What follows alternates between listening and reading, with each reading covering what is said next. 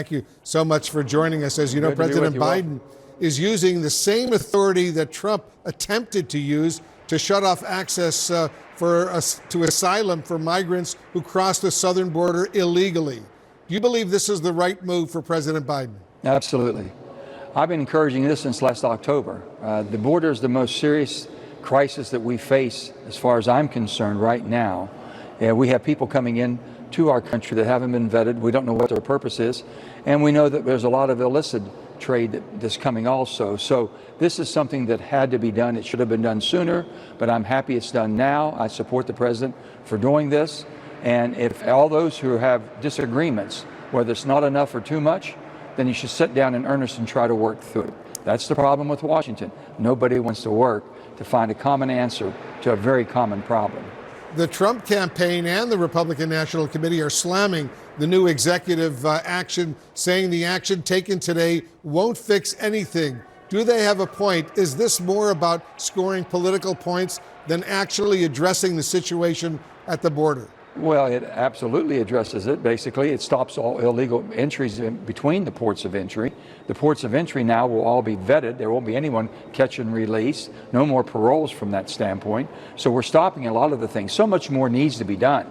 But you got to stop this absolutely uncontrolled migration coming in anywhere they want to, just to go up to that and turn themselves in.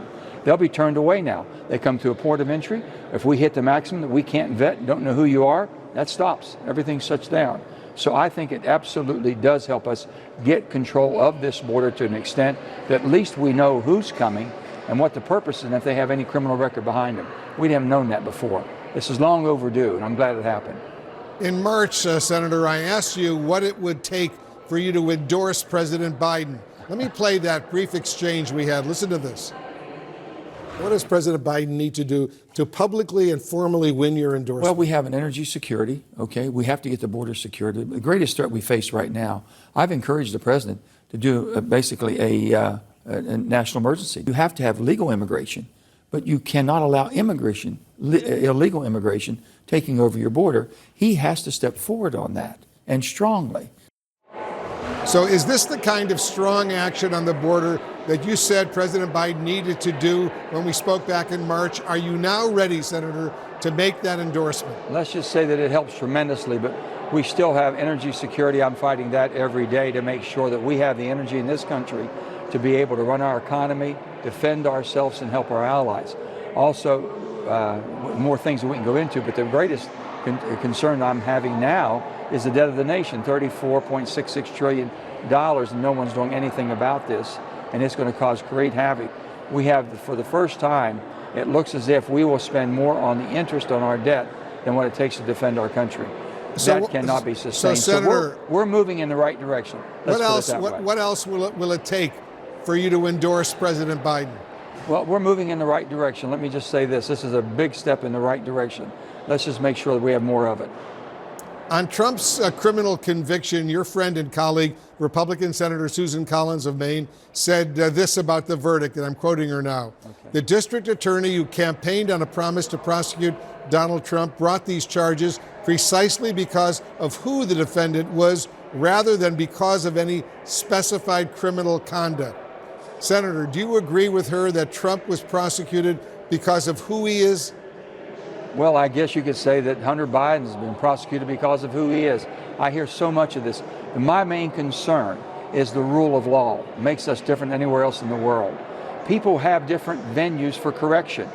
And if President Trump is thinking he's been misjudged and misaligned, trust me, President Trump is not going to spend one day incarcerated, I can assure you. He's going to be on the ballot. You have a chance to vote for or against him.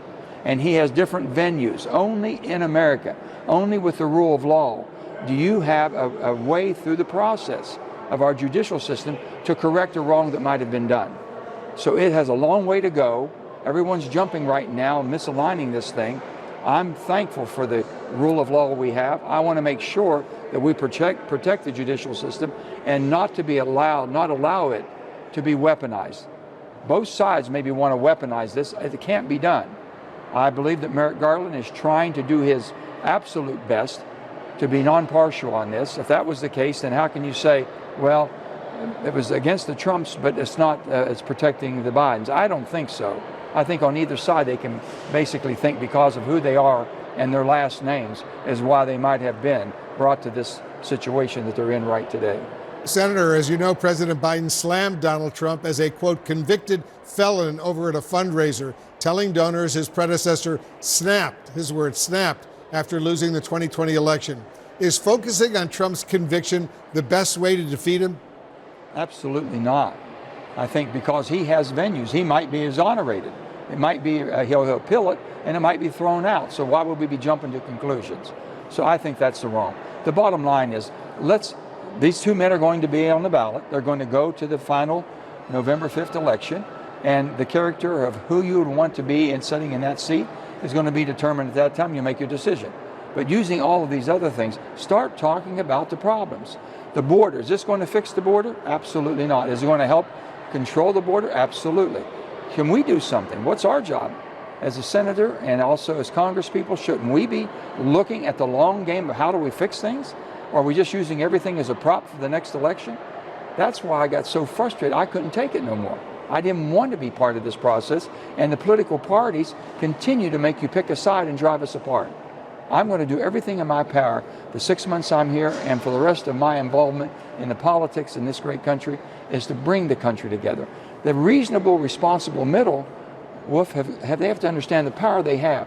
Start determining and demanding more from the people you send here. Open up the primary processes in your states to get better selection and better candidates involved. Senator Manchin, thanks so much for joining us. We, of course, will want you back to continue this conversation down the road. So much is going on. Appreciate it very, very much. Good to be with very you, much. Wolf. Thank you. Good to be with you as well. Just ahead,